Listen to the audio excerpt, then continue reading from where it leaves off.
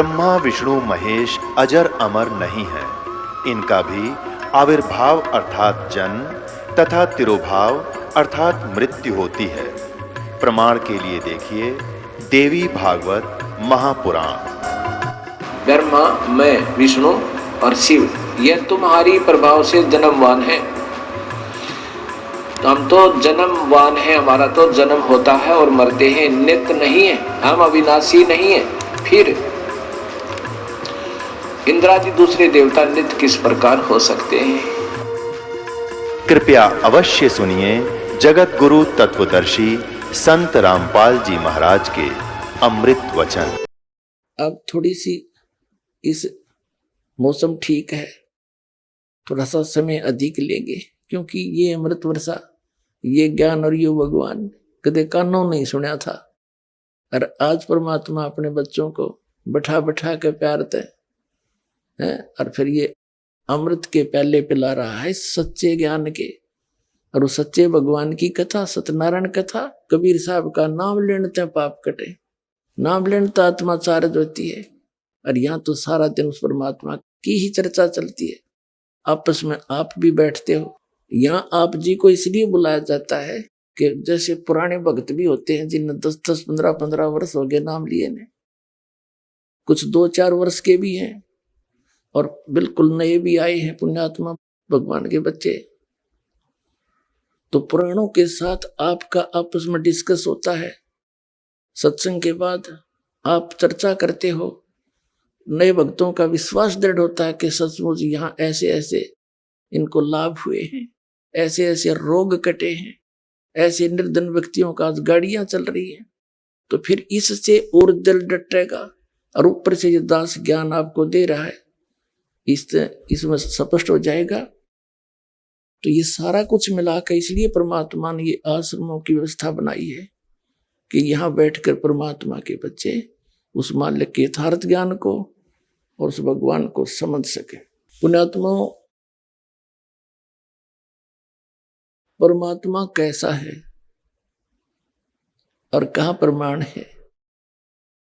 हमारे वो सदग्रंथ जिनको प्रत्येक धर्म शिरोधार्य मानता है, उसमें सिद्ध करता है दास एक 20 मिनट के अंदर। सबसे पहले पवित्र बाइबल आपको दिखाते हैं। पवित्र बाइबल पवित्र ईसाई धर्म का एक आदरणीय और मान्य सदग्रंथ है। और ईसाई धर्म के व्यक्तियों से आप पूछिएगा कि परमात्मा निराकार है या साकार, तो वो कहते हैं गॉड इज फॉर्मलेस, परमात्मा निराकार है। तो उन्हें के समझा पवित्र बाइबल को खाक जाना? क्या पवित्र बाइबल झूठा है फिर? तो कहने का भाव ये है, जो वर्तमान में जितने भी हमारे गुरु धर्म गुरु जिस भी धर्म के हैं, वो उन महापुरुषों की वाणी से परिचित नहीं है जिनके ऊपर हम आधारित है। और इसलिए बिजली गिरी पड़ी है, हम भिन्न भिन्न हो गए सारे, कितने कितने धर्म बना दिए, बात वहीं की वहीं खड़ी है। किसी का विकार छूट रहा ना, सब कोई बीड़ी पी रहा है, कोई मांस खा रहा है, कोई शराब पी रहा है, कोई चोरी मिलावट कर रहा है, कोई रिश्वत ले रहा है। ये काम करने के इस आत्मा ने मलिन करना लाग रहे, दोनों पापों से सान रहे हो, इसे तो निर्मल करना था। और भगवान फिर आपको लाभ देगा, वो सुख होगा सही जो भगवान की तरफ से मिलेगा। अब दिखाते हैं आपको परमात्मा कैसा है पवित्र बाइबल में। ये देखिएगा, ये है पवित्र बाइबल।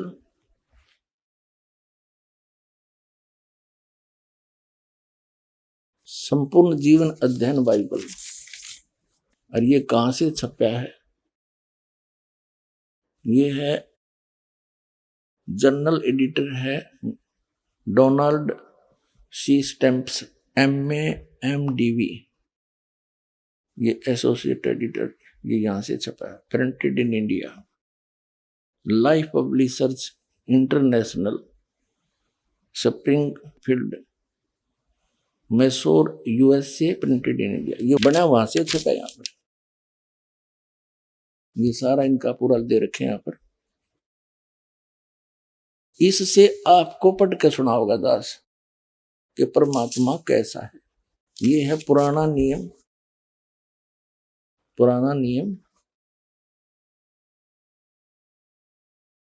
यहां से देखेंगे आप, ये देखिएगा, या उत्पत्ति यानी जेनेसिस, उत्पत्ति 1 अध्याय है कोई 1, आरंभ यहां से होता है। आदि में परमेश्वर ने आकाश और पृथ्वी की सृष्टि की। पृथ्वी बेडौल और सुनसान पड़ी थी और गहरे जल के ऊपर अंधियारा था तथा परमेश्वर का आत्मा जल के ऊपर मंडराता था। ये फिर परमात्मा ने उजियाला किया, परमेश्वर ने कहा उजियाला हो जा, उजियाला हो गया। परमेश्वर ने उजाले को देखा, अच्छा लग गया। तो इस प्रकार ये पहला दिन हो गया। ठीक, हम अपने मतलब का पढ़ाएंगे। फिर दूसरा दिन हो गया, दूसरे दिन में 2 संरचना करी, सांझ हुई फिर भोर हुई, यो तीसरा दिन हो गया। इसमें कुछ और फलदायी वृक्ष जिनके बीज व एक एक करके अनुसार उन्हें बनाए। ठीक है, फिर यहां देखेंगे ये फिर और कुछ ज्योतियां आकाश मंत्र पृथ्वी पर प्रकाश देने वाली भी ठहरे, और वैसा ही हो गया। ऐसे ऐसे किया, ज्योतियां बनाई, तो सांझ हुई फिर भोर हुआ। इस प्रकार चौथा दिन हो गया। अब हम यहाँ आ जाएंगे 5वां दिन। ये प्रश्न नंबर ये 4 पर पढ़ा हमने उत्पत्ति ग्रंथ के, और अब हम 5 पर आ जाते हैं। यहाँ फिर और कुछ बनाया, सृष्टि, उन सब जीवित प्राणियों की भी सृष्टि की जो चलते फिरते हैं, जिन पर जल बहुत ही भर गया है। एक एक जाति के उड़ने वाले पक्षियों की भी सृष्टि की। परमेश्वर ने देखा, अच्छा लगा, तथा सांझ हुई फिर भोर हुआ। इस प्रकार ये 5वां दिन हो गया। ठीक है, अब यहां देखे 6ठे दिन, ये 26 नंबर इनकी श्लोक है। फिर परमेश्वर ने कहा, हम मनुष्य को अपने स्वरूप के अनुसार अपनी समानता में बनाए। हाय हाय। फिर परमेश्वर ने कहा कि हम मनुष्य को अपने रूप के अनुसार, स्वरूप के अनुसार अपनी समानता में बनाए, और वे समुद्र की मछलियों और आकाश के पक्षियों और घरेलू पशुओं और सारी पृथ्वी पर और सब रेंगने वाले जंतुओं पर जो पृथ्वी पर रेंगते हैं अधिकार रखें। ठीक, उनसे समझदार हो ऐसा बनाऊंगा, मनुष्य ने अपने जैसा बनाऊंगा। तब परमेश्वर ने मनुष्य को अपने स्वरूप के अनुसार उत्पन्न किया, यानी अपने जैसी शकल का, अपने जैसा शरीर, अपने जैसी सूरत बनाई। तब परमेश्वर ने मनुष्य को अपने स्वरूप के अनुसार उत्पन्न किया। अपने स्वरूप के अनुसार परमेश्वर ने उसको उत्पन्न किया, नर और नारी करके उसने मनुष्यों की सृष्टि की। पूछिए इवन ईसाइयों ने क्या समझा इन्हें अपने पवित्र बाइबल को? निराकार है इसमें परमात्मा, फॉर्मलेस है, स्पष्ट कह रखे, बालक भी समझ जाए इसने। हे भगवान, बता कहां सोया पड़ा ये मानो, अपने सदग्रंथों को ना समझ कर दंत कथा बैठ के बैठे सारे। ये देखिएगा, फिर और कमाल कर रखा परमात्मा ने कि परमेश्वर ने उनको आशीष दी और उनसे कहा, फूलो और फलो, पृथ्वी पर भर जाओ और उसको अपने वश में कर लो, और समुद्र की मछलियों तथा आकाश के पक्षियों और पृथ्वी पर रेंगने वाले सब जंतुओं पर अधिकार रखो। मनुष्यों का ये खाने के लिए नहीं कहा, आगे देखो।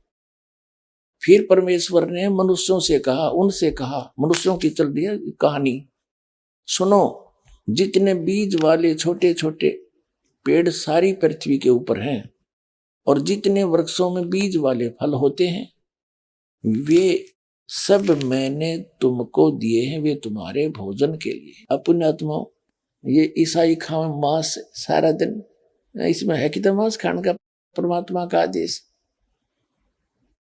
परमात्मा ने फाइनल कर दिया, परमेश्वर ने, जिसने सारी सृष्टि रची, कि तुम्हारे लिए ये छोटे छोटे, जितने छोटे बीज वाले छोटे छोटे पेड़, देखो परमेश्वर ने उनसे कहा, सुनो, जितने बीज वाले छोटे छोटे पेड़ और सारी पृथ्वी के ऊपर जितने वृक्षों में बीज वाले फल होते हैं, वे सब मैंने तुमको दिए हैं, वे तुम्हारे भोजन के लिए। वो क्या सब छोटे छोटे बीज वाले गेहूं, चने, बाजरा, ज्वार, हैं, ये सारे काजू, किस्मत, सेब, संतरे, ये फल और मेवा, कहते ओनली ये है तेरा खाना, है इसमें कितना मांस खाने का। अपने आत्माओं आगे देखो, थोड़ा सा ध्यान से पढ़ेंगे इसको, आगे देखो। अब ये इनके भोजन का हो गया। आगे परमात्मा ने अन्य प्राणियों को भी मांस का आदेश नहीं दिया, शेर वगैरह को भी। ये भी पहले इनके ऐसे पंजे दे रखे हैं जैसे समुद्र में भी इतना गजब का घास उगता है। पहले मछली और जितने भी जीव जंतु थे उस घास को खाते थे, वो इतना टेस्टी होता था। और शेर भी इतने पंजे उनको ये दांत दिए हैं। पेड़ों के अंदर इतना गजब का कई ऐसे पेड़ होते हैं जिनमें से दूध सा निकलता है, और ये शेर उसने पाड़ के और उसमें दूध पिया करते सारे। फिर धीरे धीरे इनकी वृत्ति बदल गई, वो पेड़ खत्म हो गए, फिर ये पशु पक्षियां खाने लगे। ऐसे ही मनुष्य मांस नहीं खाते थे, अरे धीरे धीरे आग लग गई मांस बिना की तो शायद ही कोई अक्षेत्र अछूता रहा हो। तो इस प्रकार ये सारी बात न्यों बिगड़ी है बगैर ज्ञान के, और फिर से हम संभलेंगे बुराई छूट जाएगी। देखिए यहां क्या कहा है, 5 पृष्ठ पर 30 नंबर पढ़ रहे हैं, 29 तक हमने पढ़ लिया। और जितने पृथ्वी के पशु और आकाश के पक्षी और पृथ्वी पर रेंगने वाले जंतु हैं, जिनमें जीवन के प्राण हैं, उन सब के खाने के लिए मैंने सब हरे हरे छोटे पेड़ हैं। और वैसा ही हो गया। सांझ हुई और भोर हुआ, इस प्रकार ये 6वां दिन हो गया। यानी कि जितने भी पशु हैं, पक्षी हैं और जल के जीव हैं, सब के लिए छोटे छोटे हरे पौधे, ये पेड़ दिए आपको, पौधे दिए और पेड़ दिए, ये और कुछ नहीं खाना। आगे देखो, ये 6वां दिन हो गया। अब 7वां दिन। अब 7वां दिन यूं आकाश और पृथ्वी और उसकी सारी सेना का बनाना समाप्त हो गया। और परमेश्वर ने अपना काम जिसे वह करता था 7वां दिन समाप्त किया, और उसने अपने किए हुए सारे काम से 7वें दिन विश्राम किया। और परमेश्वर ने 7वें दिन को आशीष दी और पवित्र ठहराया, क्योंकि उसमें उसने सृष्टि की रचना के अपने सारे काम से विश्राम लिया। अब यहाँ क्या है कि 7 दिन में इस पवित्र बाइबल के अनुसार उस परम अक्षर ब्रह्म ने सारी सृष्टि रच के और इस काल को दे दी। फिर इस काल ने बागडोर संभाल ली। इसके बाद यू परमात्मा तो रच के इन्हीं के अनुसार ये चला गया, बैठ गया तख्त पर जा विराजा। अब पहले पवित्र, अब आपको पवित्र कुरान शरीफ दिखाते हैं। अब इन कुरान शरीफ के पढ़ने वाले पवित्र मुसलमान धर्म के इन अनुयायियों मुसलमानों से पूछ लो भगवान कैसा है। अल्लाह तो बेचून है। बेचून माने निराकार, उसका कोई आकार नहीं। और यह हमारी इनकी पवित्र कुरान शरीफ क्या कह रहा है इसमें देखिएगा। ये देखिएगा पवित्र कुरान शरीफ, इसके विषय में कहा है कि ये तो इनकी वह अरबी भाषा, जाकिल किताबुला रैब जय सला फीही जय, यह वह इलामी किताब है जिसमें कोई संदेह की गुंजाइश नहीं। मुसलमान भाइयों के लिए ये फाइनल है कि इस कुरान शरीफ में जो लिखा है इसमें हमने कोई संदेह नहीं। देखो ये क्या है फिर कुरान शरीफ, मुतरजम बरहिस्से सानुवाद सटीपन शास्त्रीय अरबी पद्धति पर नागरी लिपि में रूपांतरकार हैं नंद कुमार अवस्थी, शेरवानी संस्करण। ये कहां से छपी है?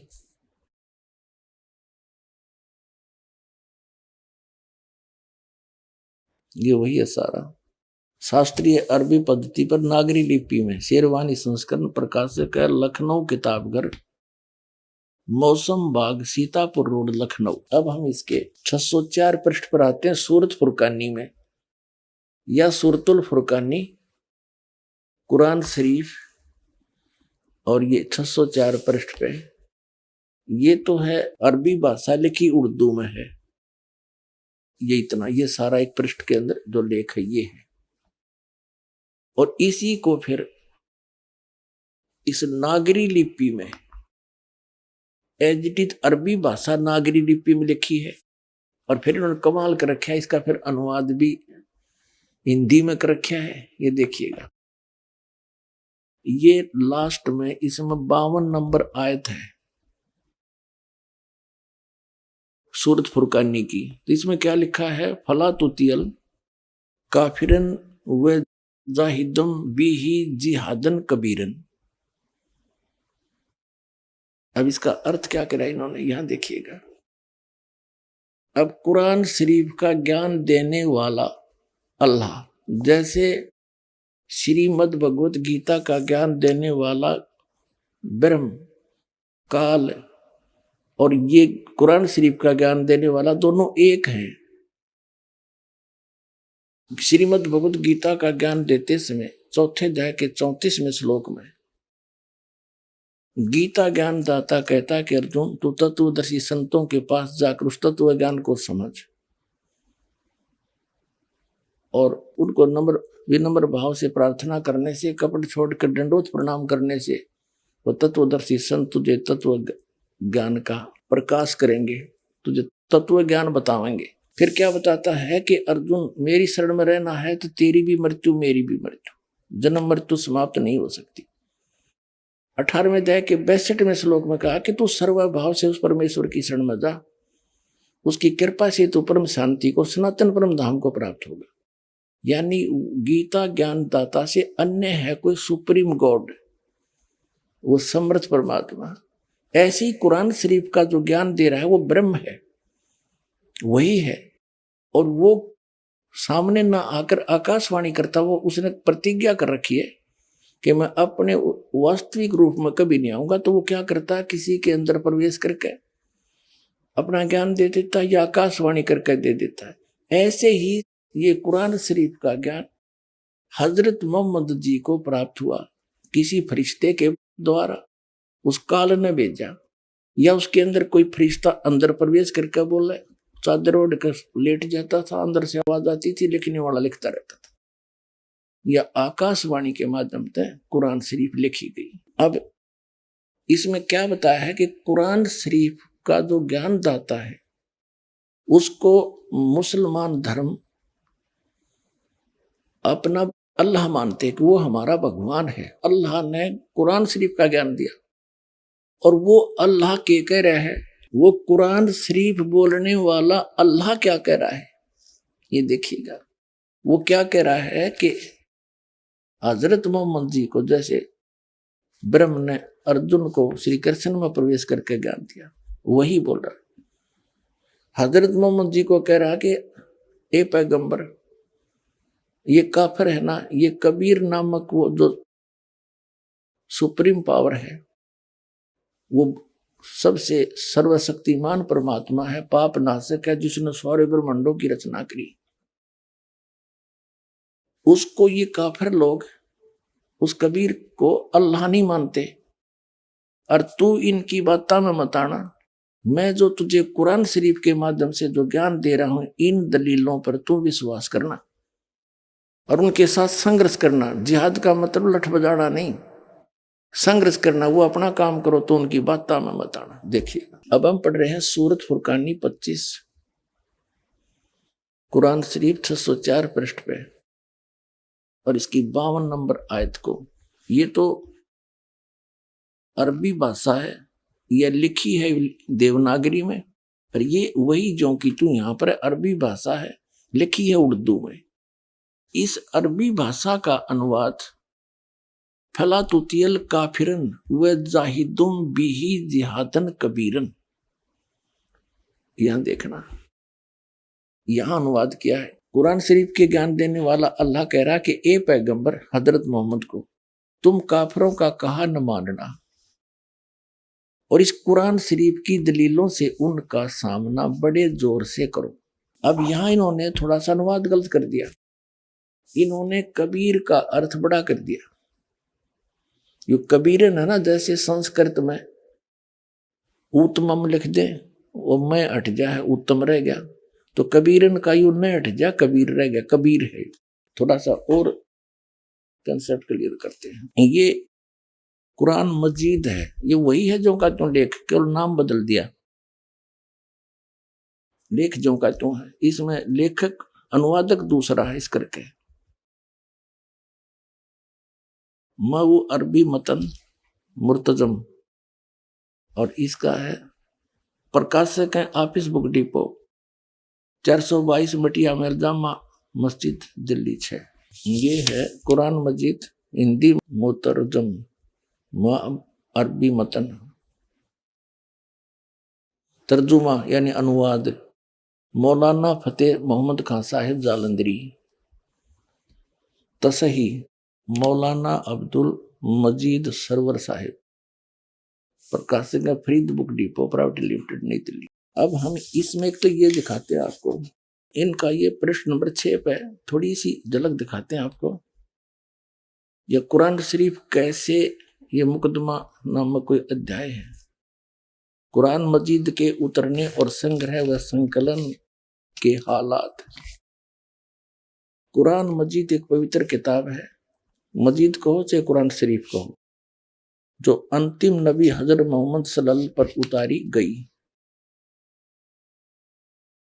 ये अर्शी कुर्सी के मालिक का कलाम है, जो उसने स्वयं एक बरगुजिदा पैगंबर और मुकर्रम यानी सबसे ज्यादा लोकप्रिय बंदे पर नाजिल किया। इस्लाम का आधार इसी आसमानी फरमान आदेश पर है, और इसके जिसने अनुपालन किया है वह इस्लाम के दायरे में दाखिल हुआ है। अब यहां देखना ये कैसे उतरी। सही यह है कि आप सल्लल्लाहु यानी हजरत मोहम्मद की नबूत के बाद रजमान के सब्बे के अंदर में पूरा कुरान मजीद लोहे महफूज अल्लाह के पास से उस आसमान पर जिसे हम देख रहे हैं अल्लाह के हुक्म से उतारा गया। इसके बाद हजरत जिब्रील अल्लाह यानी एक फरिश्ता जिसमें इस कदर हुक्म हुआ, उन्होंने पवित्र कलाम को बिल्कुल वैसा ही बिना किसी परिवर्तन या कमी बेसी के नबी सल्लल्लाहु तक पहुंचाया, हजरत मोहम्मद तक पहुंचाया। जबरील नामक फरिश्ते ने उसमें कोई फेरबदल नहीं किया, ऊपर से उस गुप्त अल्लाह का संदेश लेकर जो का त्यों ले आया। ये कैसे उतरे हैं, पहुंचाया। कभी 2 आयतें, कभी 3 आयतें यानी श्लोक से, और कभी 1 आयत से कभी कम, कभी 10 आयतें और कभी पूरी सूरतें। इसी को शरीयत में वह कहते हैं। उल्मा विद्वानों ने वह के विभिन्न तरीके हदीसों से पेश किए। नंबर 1, ये कैसे प्राप्त हुई, हजरत मोहम्मद जी को ये कैसे प्राप्त हुई, किस किस प्रकार। एक प्रकार से तो जबरील यू लेकर आया और हजरत मोहम्मद को पढ़ाया, उनका याद हो गया। ये देखो फरिश्ता वह लेकर आया हुक्म, और एक आवाज घंटी सी मालूम हो, यह सती थी उनके हदीसों से साबित है। और यह किस्म वह की सभी किस्मों में सख्त थी, बहुत कष्ट नबी सल्लल्लाहु को होता था। यहां तक कि आपने फरमाया कि जब कभी ऐसी वह आती है तो मैं समझता हूं कि अब जान निकल जाएगी। एक टाइप तो ये है कि वो फरिश्ता आके वो ज्ञान देता है, और दूसरा उनके अंदर प्रवेश हो करके और वो चद्दर ओढ़ लेते हैं, फिर वो बोलते हैं। देखो दूसरे टाइप की, फरिश्ता दिल में कोई बात डाल दे। तीसरी, फरिश्ता आदमी के रूप में आकर बात करे।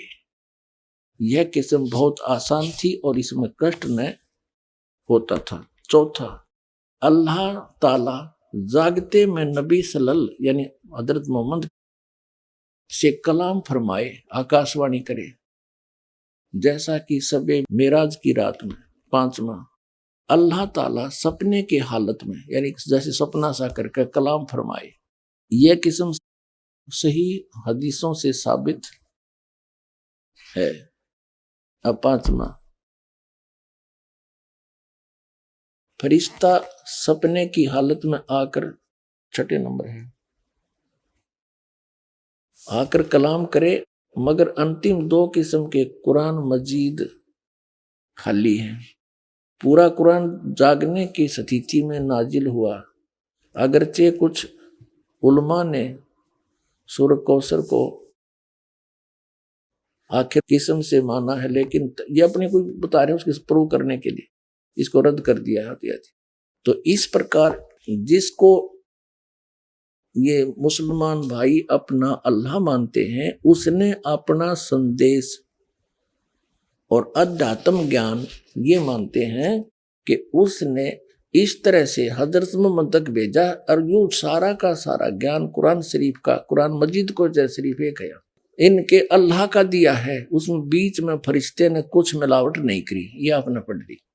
अब देखिएगा, अब हम आगे इस कुरान मजीद के सूरत फुरकानी 25 पे, कुरान मजीद 576 पृष्ठ पे, ये जो का तो वही एज इट इज एडिटो कॉपी, और ये नीचे 52 नंबर आयत है। यहाँ एज इट इज, एक अक्षर का भी अंतर नहीं है। फला तुतियल काफिरिन व जाहिदुम बिही जिहादन कबीरा। अब इसमें कबीरा लिखा है, इसको कबीरा कहो, कबीरन कहो, खबीरा कहो, ये बोलन का अंतर है। अब इसमें से हमने सिर्फ इतना ही लेना था। अब हम फिर लेते हैं पवित्र कुरान शरीफ को, अब इसे सारी बात हल हो जाएगी हमारी। ये फिर हमने उठा ली पवित्र कुरान शरीफ, और ये कहां से छपी है ये आपको हमने पढ़ा दिया, दिखा दिया था। अब हम इसके आते हैं 604 पृष्ठ पे, सूरत फुरकानी 25, और ये 604 पृष्ठ पे हम नीचे पढ़ लिया हमने। इसकी 52 नंबर आयत में वो का वो है। इसका कुरान मजीद को होते शरीफ से बात वही है। फला तुतियल काफिरन व जाहिदुम बिही जिहादन कबीरन, कबीरन कहो, कबीर कहो, कबीरा कहो। ये सिद्ध कैसे, इसका अर्थ इन्होंने यहाँ करी रखा। तो ए पैगंबर, कुरान शरीफ के ज्ञानदाता ने जो भी कहना था उसका आदेश है यो कुरान शरीफ, और उसने किस माध्यम से जैसे भी हजरत मोहम्मद को पहुंचाया, ये सारा का सारा आदेश जिसको मुसलमान भाई अपना खुदा मानते हैं उसका संदेश है। और वो क्या कह रहा है, किसी अन्य भगवान के बारे में कह रहा है। वो कबीर नामक परमात्मा है जिसने सारी सृष्टि रची, और उस परमात्मा की खबर किसी बाखबर से पूछो। कुरान शरीफ का ज्ञानदाता भी किसी अन्य परमात्मा के बारे में कहता है, और खुद भी अल्पज्जता सिद्ध कर रहा है। जैसे श्रीमद् भगवत गीता का ज्ञानदाता भी अपनी अल्पज्जता सिद्ध करता है कि मैं कंप्लीट ज्ञान नहीं रखता उस परमात्मा के बारे में, किसी तत्वदर्शी संत से पूछो। यही प्रमाण जो का तो इसमें पवित्र कुरान शरीफ में देखिए, ये हमने पढ़ लिया। यहां से हम पढ़ते आए थे 604 पर, 605 पर हमने पढ़ा। तो ए पैगंबर, तुम काफिरों का कहा न मानना, ये अनुवाद हिंदी में है इसका, और इस कुरान की दलीलों से उनका सामना बड़े जोर से करना। कबीर का अर्थ ने बड़ा कर दिया। इसका अर्थ ये बनता है कि कुरान शरीफ का ज्ञानदाता अल्लाह कह रहा है कि हे हजरत मोहम्मद, मैं तुझे जो ज्ञान दे रहा हूं ना, इस पर तो विश्वास करना। वो कबीर परमात्मा है, अल्लाह है वो, और सारा सुखदाई वही है, पाप नाशक भी वही है, और ये वही है जिसने सारी सृष्टि रची। और ये काफिर है ना, ये नहीं मानते उस कबीर को अल्लाह। तो मेरे इस संदेश पर, इन दलीलों पर, कुरान शरीफ की दलीलों पर तो विश्वास करना, और उनके साथ संघर्ष करना, उनकी बातों में मत आना। इतनी सी बात। आगे देखो, अब हम आगे 607 पृष्ठ पर, इसमें क्या है, जैसे उधर है, यहां से ये आयत है 53, 54, 55, 56, 57, 58 में या 58, इसमें लिखा है इवादही खबीरा। अब खबीरा कहो चाहे कबीरा कहो, कबीरन कहो, खबीरन कहो। अब इवादही माने पूजा के योग्य, पूजनीय कबीरा। वो कबीर परमात्मा पूज्य है, उसकी पूजा करनी चाहिए। और यहाँ फिर खबीरन, खबीरन कहो, कबीरन कहो, खबीरा कहो, कबीरा कहो, जिसका अर्थ इन्होंने यहाँ हिंदी में कर रखा है। अब 53 नंबर आयत यहां से शुरू होती है। ये प्रश्न नंबर 607 पे, सूरत फुरकानी 25 की, ये कुरान शरीफ है। अब ये हजरत मोहम्मद को कुरान शरीफ का ज्ञानदाता कह रहा है कि तो तुझे बता दिया, इन काफिरों की बातों में मत आना, मैं जो कह रहा हूं इसको फाइनल समझ लेना, कबीर इज गॉड, वो अल्लाह जो है, वो कबीर जो अल्लाह है, और वो वही है। ये देखो 53 नंबर आयत में, और वही है जिसने 2 दरियाओं को मिला चलाया, एक का पानी मीठा प्यास बुझाने वाला और एक का खारी कड़वा, और दोनों में एक आड़ और मजबूत रोक बना दी। और वही है जिसने पानी की बूंद से आदमी को पैदा किया, फिर उसको साहिबे नसम यानी किसी का बेटा या बेटी, और ससुराल वाला यानी किसी का दामाद बहू बनाया। और तुम्हारा परवरदिगार हर चीज करने पर शक्तिमान है। और काफिर अल्लाह के सिवा ऐसों को पूजते हैं, देवी देवताओं को, जो न तो उनको नफा पहुंचा सकते हैं और न उनको नुकसान पहुंचा सकते हैं। और काफिर तो अपने परवरदिगार से पीठ दिए हुए हैं, मुंह मोड़ रहे हैं। ए पैगंबर, हमने तुमको खुशखबरी सुनाने, सिर्फ अजाब से डराने के लिए भेजा है। अब 57 में, इन लोगों से कहो कि मैं तुम्हें इस अल्लाह के हुक्म पर कुछ मजदूरी नहीं मांगता, हाँ जो चाहे अपने परवरदिगार तक पहुंचने की राह इख्तियार कर ले। और ए पैगंबर, अब 58 में, ए पैगंबर उस जिंदा पर भरोसा रखो, जिंदा इन चैतन्य कर दिया, जिंदा कर, जो कभी मरने वाला नहीं है, और तारीफ के साथ उसकी पाकी बयान करते रहो, और अपने बंदों के गुनाहों से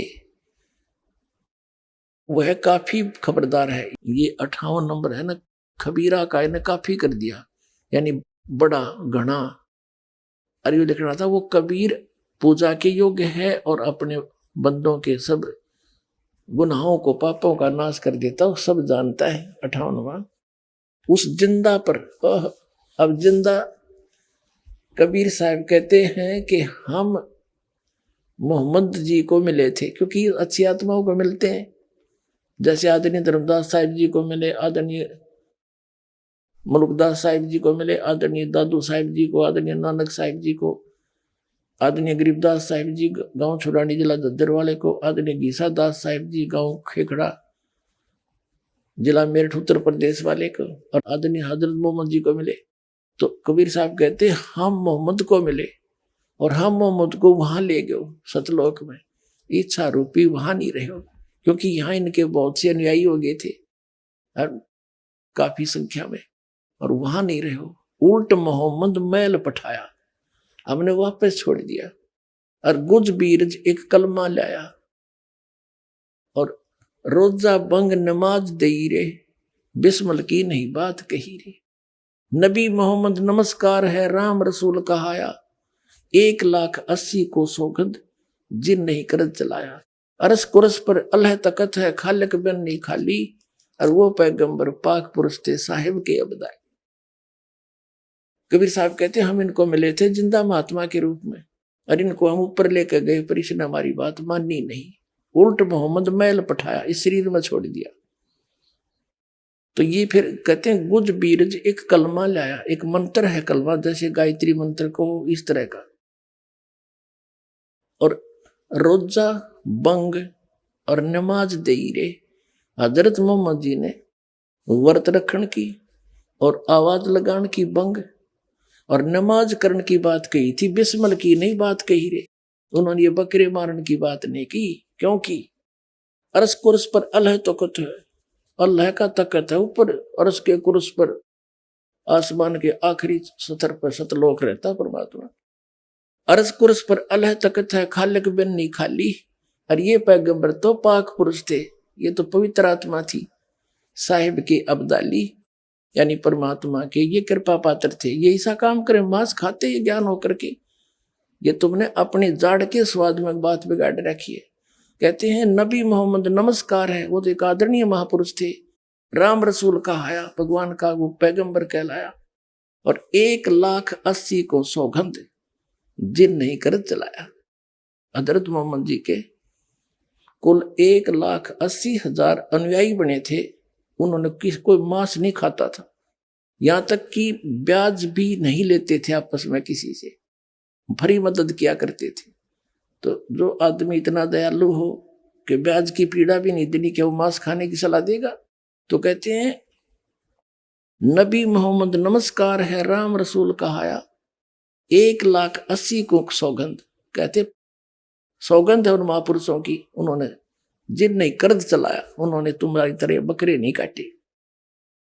तो यहां वही है कि इसमें प्रमाण तो वही है कि अब वो कुरान शरीफ का ज्ञान दाता कह रहा है कि तुझे जो जिंदा महात्मा के रूप में मिल रहा था वो कबीर अल्लाह है, और वो सब दुखों का दूर कर सकता है, सब पाप काट सकता है, वो वास्तव में अविनाशी है, उसको कोई मार नहीं सकता। देखिए अब हम फिर पढ़ रहे हैं कुरान शरीफ का सूरत फुरकानी 25, ये अनुवाद है, और यहाँ है ये कुरान शरीफ सूरत फुरकानी 25 का आयत नंबर 58 हम पढ़ रहे हैं। ए पैगंबर, उस जिंदा पर, इन्होंने अनुवाद कर दिया, ये नहीं पढ़ना, उस जिंदा पर जो जिंदा महात्मा के रूप में तुझे मिले थे पर भरोसा रखो, जो कभी मरने वाला नहीं है, वो वास्तव में विनाशी है, और तारीफ के साथ उसकी पाकी बयान करते रहो। यानी कुरान शरीफ के ज्ञान दाता से अन्य कोई और समर्थ शक्ति है जिसकी इस तरफ संकेत कर रहा है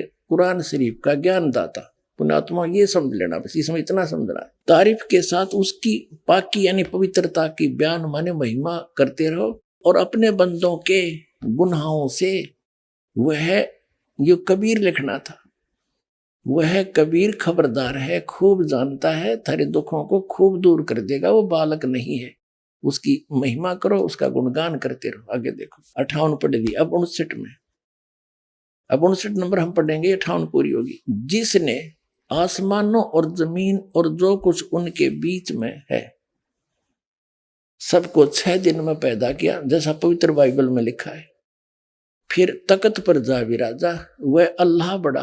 अब इन्होंने यहां गड़बड़ कर दी, ये देखो 59 नंबर आयत है, ये है खबीरन, बी ही खबीरन, अरमानो, अरमानो माने दयालु, और वो कबीर, इन्होंने इसका अर्थ बड़ा कर दिया, वो अल्लाह बड़ा, यह लिखना था वो अल्लाह कबीर है। जिसने, या 59 में पढ़ रहे, जिसने आसमानों और जमीन और जो कुछ उनके बीच में है सबको 6 दिन में पैदा किया, पवित्र बाइबल वाला व्याख्यान है जो का। तो फिर तख्त पर जा विराजा, वह अल्लाह कबीर, ये लिखना था, दयालु है, रहमान है। तो उसकी खबर, उस कबीर नामक अल्लाह की जानकारी किसी बाखबर यानी तत्वदर्शी संत इल्म वाले से पूछ देखो। इन दोनों पवित्र सदग्रंथों ने रल मिलकर क्या सिद्ध कर दिया कि परमात्मा मनुष्य दृश्य है। पवित्र बाइबल में कहा है कि भगवान ने अपने रूप जैसे ही मनुष्यों को नर नारी करके उत्पन्न किया, और 6 दिन में सृष्टि रची, 7वें दिन विश्राम किया। तो पवित्र कुरान शरीफ ने भी यह सिद्ध कर दिया, उसका नाम बता दिया कि वो अल्लाह कबीर है, जिसने 6 दिन में सृष्टि रची और 7वें दिन तख्त पर जा बैठा, और वो ही सब दुखों को दूर करने वाला, सबका पाप नाशक, अविनाशी परमात्मा है। कुरान शरीफ का ज्ञान दाता अपनी स्पष्ट कर रहा है कि उसके बारे में तो जानता नहीं, उसकी जानकारी, कबीर नामक अल्लाह की जानकारी किसी बाखबर से पूछो, तत्वदर्शी संत के पास जाओ। तो इससे सिद्ध है कि कुरान शरीफ का ज्ञान भी इनकम्प्लीट है। और यही पवित्र श्रीमद् भगवत गीता में, गीता ज्ञान दाता 4थे अध्याय के 34वें श्लोक में कहता है कि अर्जुन, तू तत्वदर्शी संतों के पास जाकर उस परमात्म तत्व की तत्व ज्ञान को समझ, तो उनको दंडवत प्रणाम करने से, कपट छोड़कर प्रसन्न करने से वो तत्वदर्शी संत तुझे तत्व ज्ञान का उपदेश करेंगे। और फिर कहा कि अर्जुन, तू सर्वभाव 18वें अध्याय के 62वें श्लोक में, तू सर्वभाव से उस परमेश्वर की शरण में जा, उसकी कृपा से तू परम शांति को और सनातन परम धाम को प्राप्त होगा। तो दोनों पवित्र सदग्रंथ, पवित्र गीता और पवित्र कुरान शरीफ, ये दोनों का ज्ञानदाता एक ही है। और वो किसी अन्य परमात्मा की तरफ संकेत कर रहा है जिसके बारे में ये स्वयं भी अल्पज्ञ है, ज्ञान नहीं। तो इसे सिद्ध होगा कि दोनों ग्रंथों एक ही अल्लाह के दिए हुए हैं और वो किसी अन्य भगवान की शरण में जाने के लिए कह रहे हैं, उसी से पूर्ण लाभ जीव को प्राप्त होगा। उसका ज्ञान इस दास को है। ये हो तत्वदर्शी संत। अब चाहे सारा विश्व आ जाइयो।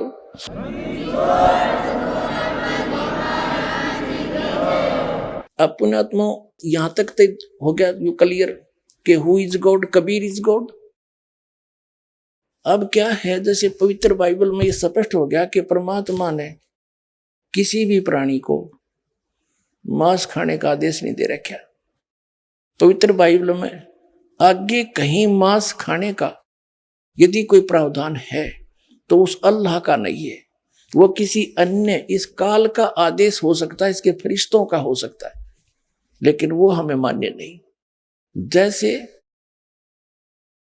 और उसको अगर हमने मान लिया उनके इस भगवान के छोड़कर अन्य का आदेश, तो ऐसी दशा होगी हमारी जैसे एक थानेदार दरोगा का एसएचओ का मित्र कोई व्यक्ति था, उसके साथ कोई पड़ोसी ने झगड़ा कर दिया और उसने अपने मित्र दरोगा से कहा कि मेरा पड़ोसी साथी साथ के मकान वाला मुझे परेशान करता है, मैं क्या करूं, कुछ इलाज करो। एसएचओ ने कहा कि तू मार उसका लठ, माप देख लूंगा। एसएचओ अधिकारी के कहने से उसके साथी ने पड़ोसी के साथ झगड़ा ठान लिया और उसका लठ मारा, सिर में लागते मर गया। अब वही एसएचओ वहां का प्रभारी था, उसको पकड़ के लाया अपने मित्र को और उसको सजाए मौत होगी। क्यों? क्योंकि राजा का विधान है कि जो किसी की मृत्यु करेगा, हत्या करेगा, उसको फांसी की सजा होगी, मौत की सजा मौत होगी। तो उस व्यक्ति ने एक अधिकारी के कहने से राजा का संविधान तोड़ दिया, उल्लंघन कर दिया, जिसके कारण उसने सजाए मौत प्राप्त की, दंडित हुआ। तो इसी प्रकार यदि हम उस अल्लाह की जो पूर्ण परमात्मा जिसने सारी सृष्टि रची और 6 दिन में सृष्टि रचकर सतलोक में जा बैठा, तख्त पर विराजमान हुआ, उसने जो आदेश दिया है उसका उल्लंघन हम किसी अन्य फरिश्ते या किसी देव के कहने से, पितर के कहने से, और हम उसका विधान तोड़ देंगे, मांस खा लेंगे, तो हम दंडित होंगे। तो इसी गलती हम नहीं करेंगे। इति सिद्धम। अब इसमें क्या बताया है? अब यहां तक तो परमात्मा 6 दिन में सृष्टि रचकर 7 दिन में तख्त पर जा बैठा, इन दोनों पवित्र सदग्रंथों के आधार से। अब क्या है कि ज्ञान वही है लेकिन हम समझ नहीं पाए। अब इसमें आगे क्या लिखा है कि अल्लाह ने फिर इस काल ने बागडोर संभाल ली।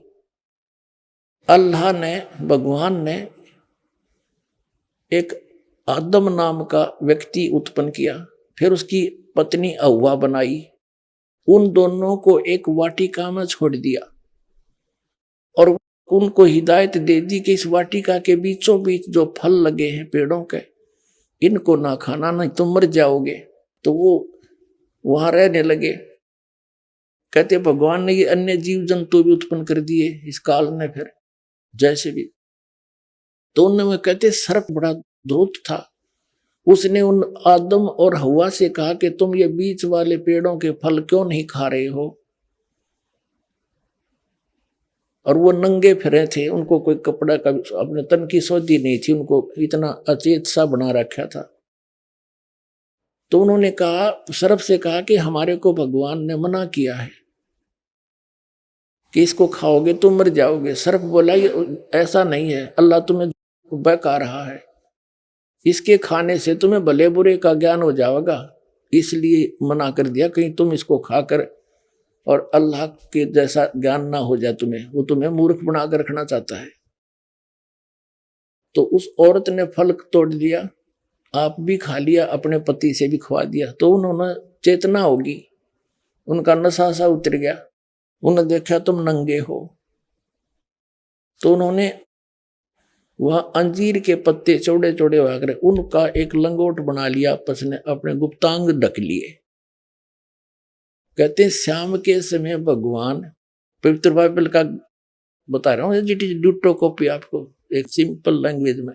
शाम के समय भगवान वाटिका में टहलने के लिए आया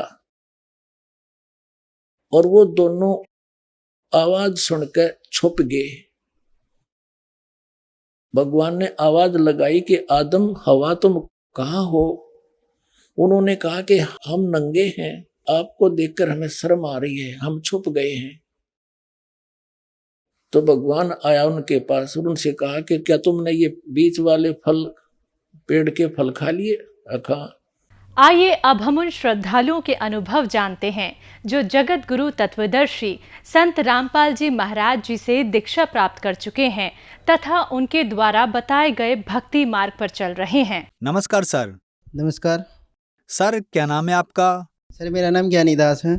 ज्ञानी जी, आप कहाँ से हैं? सर, मैं ग्राम हरिदासपुर, पोस्ट दिनेशपुर, रुद्रपुर, जिला उधम सिंह नगर, उत्तराखंड से। ज्ञानी जी, आपने संत रामपाल जी महाराज से नाम दीक्षा कब ली? सर, मैंने संत रामपाल जी महाराज जी से सन 2013 2 नवंबर सन 2013 को नाम दीक्षा ली। सर, हमारे दर्शकों को अपनी भक्ति साधनाओं के बारे में बताएं। आपने क्या क्या भक्ति साधनाएं की हैं? हाँ सर, संत रामपाल जी महाराज जी से नाम दीक्षा लेने से पहले सर मैं हनुमान जी का कट्टर पुजारी था। प्रत्येक मंगलवार को नहा धो के चालीसा करता था और हनुमान मंदिर भी जाता था, प्रसाद चढ़ाता था और बांटता भी था। और सर मैं दिन भर में 6-7 बार चालीसा भी करता था। सर, आपका संत रामपाल जी महाराज जी की शरण में जाने का क्या कारण बना? सर, एक संत रामपाल जी महाराज का एक शिष्य मिला था और उन्होंने एक पुस्तक दी थी, ज्ञान गंगा। सर, उस पुस्तक को मैंने पढ़ा। पहले तो मेरे को ऐसा लगा कि ये ऐसा हो सकता है क्या। तो सर, जब मैं उस पुस्तक को पढ़ने लग गया तो उसमें कुछ अलग ही ज्ञान था, ऐसा हमने कभी सुना नहीं था।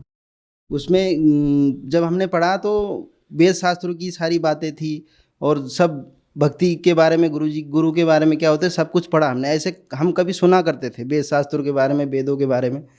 जब सर हमने वो पुस्तक पढ़ा तो शुरू में तो ऐसा लगा कि ऐसा नहीं हो सकता, पर बाद में इतनी रुचि बनी, पढ़ते रहे। तो सर मैं संत रामपाल जी महाराज का पुस्तक पढ़ा, उसमें मेरे को ज्ञान समझ में आ गया। आत्मा में ये तो हो गया कि ये फाइनल ज्ञान है, लेकिन फिर भी एक बार ऐसा लगा कि एक बार गीता से प्रमाण मिलाया जाए। यदि गीता में सारे प्रमाण मिलते हैं तो ज्ञान नंबर 1 का है और ये सच्ची भक्ति है, सत साधना है। इससे ही जीव का कल्याण हो सकता है, हमारा मोक्ष हो सकता है। तो सर मैंने फिर किताब पढ़ने के 18 दिन के बाद मैंने संत रामपाल जी महाराज जी से बरबाला में जाके नाम दीक्षा ली। ज्ञानी जी, हर इंसान चाहता है कि अगर वो भक्ति कर रहा है तो उसे लाभ मिले, उसकी परेशानियां ठीक हों और उसका परिवार भी सुरक्षित रहे। तो आपको क्या लाभ मिले संत रामपाल जी महाराज से नाम दीक्षा लेने के बाद? हाँ सर, संत रामपाल जी महाराज जी की शरण में आने के बाद मुझे बहुत सारे लाभ मिले। सबसे पहले तो सर मेरे को पूर्ण आध्यात्मिक ज्ञान हुआ कि पहले हमें पता नहीं था कि गुरु क्या होते हैं, गुरु बनाना चाहिए या नहीं बनाना चाहिए। वेद शास्त्र सुने थे, लेकिन संत रामपाल जी महाराज जी के शरण में आने से पूर्ण आध्यात्मिक ज्ञान का पता चला, सद्भक्ति के बारे में पता चला, सदगुरु क्या होते इसके बारे में पता चला। मेरी मम्मी बहुत बीमार पड़ गई सन 2016 में और वो हॉस्पिटल में भर्ती थी। मेरी मम्मी भक्ति भी नहीं करती थी और डॉक्टर ने जवाब दिया, उनके फेफड़े बहुत बुरी तरीके से गल चुके थे। डॉक्टर ने 15 दिन वहाँ रखे हॉस्पिटल में।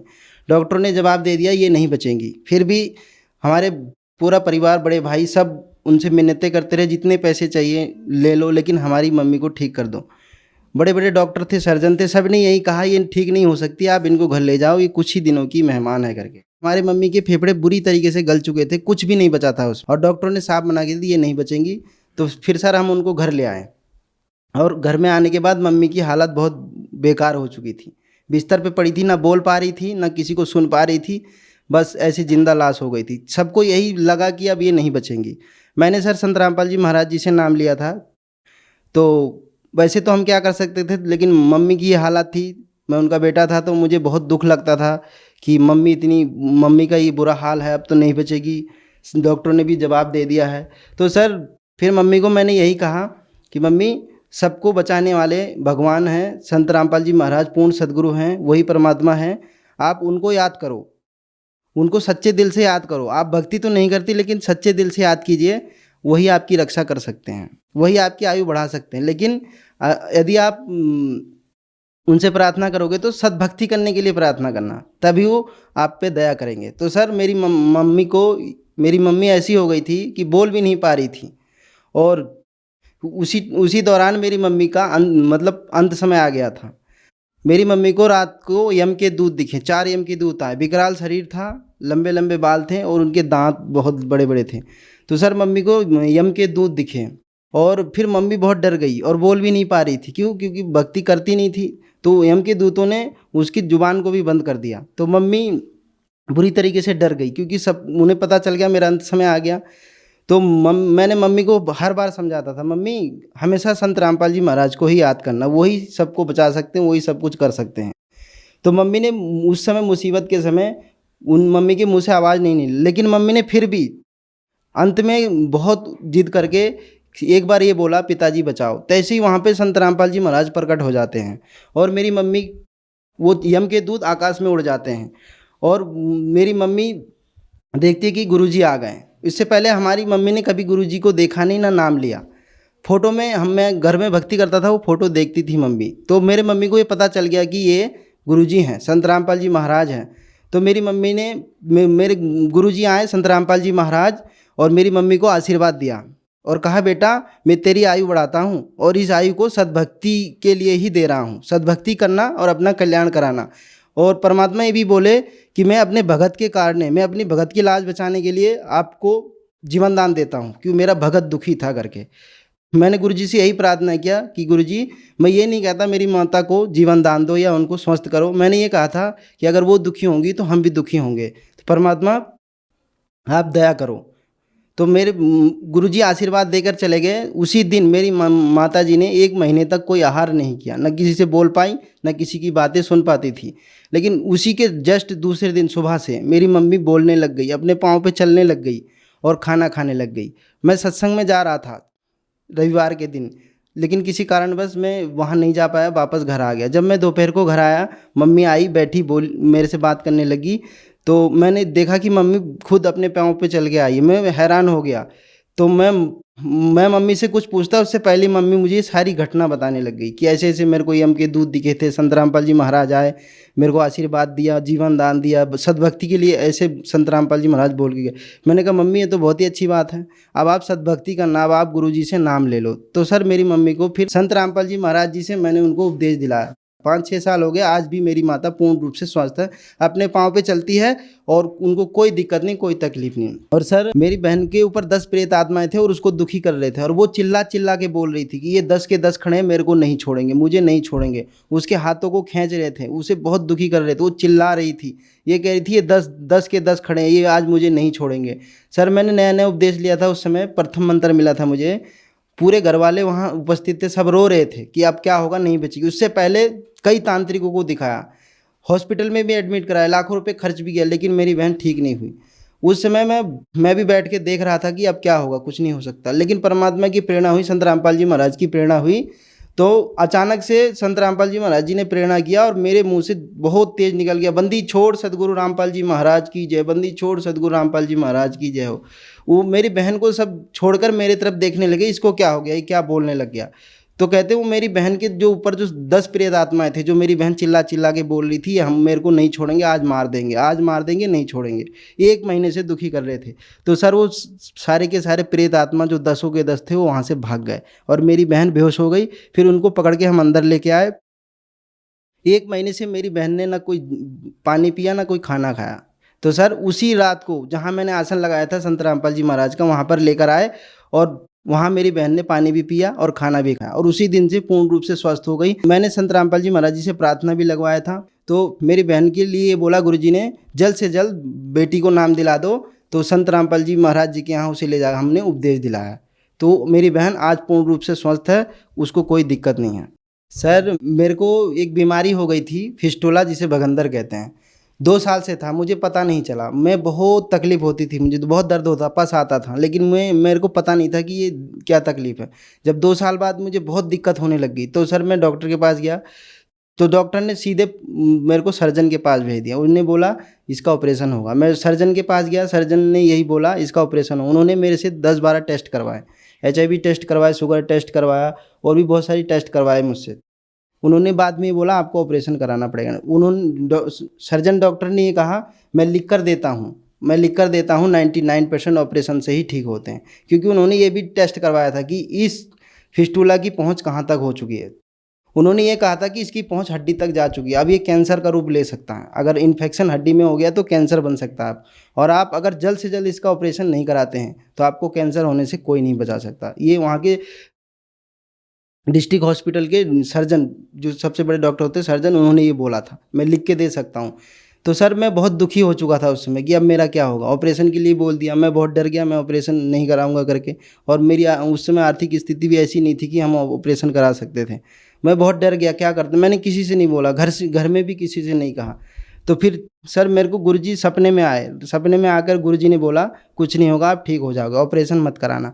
फिर सर मैंने प्रार्थना भी लगाई गुरुजी से, संत रामपाल जी महाराज जी से प्रार्थना लगाई। वहाँ से गुरुजी का ये आदेश आया कि ऑपरेशन नहीं कराना है, परमात्मा दया करेंगे। तो सर वो मेरा जो बगंदर की बीमारी थी फिस्टुला, वो अपने आप ठीक हो गया। उसके बाद मेरे को कभी पस नहीं आया, ना कभी दर्द हुआ और पूर्ण रूप से ठीक हो गया। संत रामपाल जी महाराज की कृपा से मेरा फिस्टुला का जो रोग था पूर्ण रूप से ठीक हो गया, कोई ऑपरेशन कराने की ज़रूरत नहीं पड़ी। एक बार मैं साइकिल से शहर जा रहा था और रोडवेज की बस आ रही थी, उसने सर इतनी तेज़ी में कट मारा कि मेरे साइकिल से बहुत तेज़ आके टकराया और मैं साइड में जाके बहुत तेज़ी से गिरा। और सर मेरे को पता नहीं कि मेरा क्या होगा करके, मैं भूल गया मैं कहाँ हूँ, कैसे हूँ, किस हाल में हूँ। तो सर वो रोडवेज से जो मेरी साइकिल की टक्कर हुई, मैं किनारे गिर गया जाके। 5 मिनट बाद मुझे होश आया। मेरे को पता नहीं वहाँ क्या हुआ था। मैं जब वहाँ होश में आया तो मैं पूर्ण रूप से ठीक था, मुझे कोई चोट नहीं लगी, कोई खरोच नहीं आई। हाँ, मेरे कपड़े गंदे हो गए थे, मिट्टी विट्टी लग गए थे और साइकिल थोड़ा डैमेज हो गया था। तो संत रामपाल जी महाराज की कृपा से मेरे को कुछ नहीं हुआ। और सर मेरे पिताजी बहुत नशा करते थे, बीड़ी भी पीते थे, शराब भी पी के आते थे, मांस भी खाते थे। हम बार बार प्रार्थना करते थे, वो नहीं मानते थे। मैंने संत रामपाल जी महाराज से दंडवत प्रणाम करके कहा, हे भगवान मेरी भक्ति में बहुत बाधा आ रही है। तो संत रामपाल जी महाराज जी से जब मैंने दंडवत प्रणाम करके मैंने उनसे प्रार्थना किया और पिताजी को बार बार प्रार्थना करता था। मेरे पिताजी बीड़ी भी छोड़ दिए और शराब भी छोड़ दिए, मांस खाना भी छोड़ दिए। मेरे पापा ने सारे नशे छोड़ दिए, जिससे मेरे को भक्ति में कोई बाधा नहीं आई। और गुरुजी की दया से ही उन्होंने, संत रामपाल जी महाराज की दया से ही उन्होंने नशा छोड़ा, अन्यथा वो नशा नहीं छोड़ सकते थे। ज्ञानी जी, आपके साथ एक बहुत बड़ा चमत्कार हुआ। आपकी माताजी के फेफड़े गल चुके थे, डॉक्टर्स ने आपको कह दिया था कि इन्हें घर ले जाओ, अब इनकी जिंदगी ज्यादा नहीं है। लेकिन संत रामपाल जी महाराज ने आपकी माताजी को जीवन दान दिया और वो भी बिना दवाई बिना ऑपरेशन के ठीक हो गई। आज लाखों की संख्या में दर्शक आपका इंटरव्यू देख रहे हैं और उनके साथ भी ऐसे ही परेशानियां हैं, तो उनके लिए आप क्या कहना चाहेंगे? उनसे हम यही प्रार्थना करना चाहेंगे कि पूर्ण संत धरती पे आ चुके हैं। जो दिक्कत हमको थी, जो हमारे परिवार को थी, हमने संत रामपाल जी महाराज जी से दीक्षा लिया और आज पूर्ण रूप से ठीक हैं, सुखी हैं। सर जो भी दिक्कतें हमको थी, जो भी हमारे परिवार को दिक्कत थी, मेरी माताजी को जीवन दान मिला, मेरी बहन को जीवन दान मिला, मेरे को जीवन दान मिला। तो सर जो भी लोग आज हमको सुन रहे, देख रहे हैं, हम उनसे ये प्रार्थना करना चाहते हैं, जो भी दिक्कतें हमको थी, आप भी संत रामपाल जी महाराज जी से दीक्षा लेंगे तो आपको भी ये सारे लाभ मिलेंगे। लेकिन गुरुजी नियम बताते हैं, उस नियम को फॉलो करेंगे और नाम दीक्षा लेंगे तो आपको भी ये सारे लाभ हो सकते हैं। संत रामपाल जी महाराज जी का बहुत सारे टीवी चैनलों पे सत्संग आता है। सत्संग के दौरान नीचे एक पट्टी चलती है, उसमें उनके फ़ोन नंबर सारा पता लिखा होता है। जिसे भी नाम लेना हो उन नंबरों पे फ़ोन करके अपने नज़दीकी नामदान केंद्र का पता लगा सकते हैं और वहाँ से जाके नाम दीक्षा ले सकते हैं। धन्यवाद सर। सत साई।